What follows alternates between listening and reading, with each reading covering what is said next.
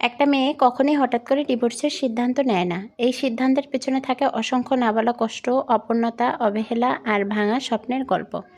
সে বারবার সম্পর্কটা বাঁচানোর চেষ্টা করে, নিজের অনুভূতিগুলো চাপা দেয়, আশা করে একদিন সব ঠিক হয়ে যাবে। কিন্তু যখন প্রতিটা চেষ্টায় সে ব্যর্থ হয়, যখন সম্মান, ভালোবাসা আর মানসিক শান্তি হারিয়ে ফেলে, তখনই সে শেষ ভরসাটুকু ছেড়ে দেওয়ার সাহস করে। ডিভোর্স কোনো মেয়ের স্বপ্ন নয়। এটি অনেক সময় দীর্ঘদিনের কান্না, অসহ্য যন্ত্রণা আর বেঁচে থাকার যে শেষ সিদ্ধান্ত, শেষ ভরসা।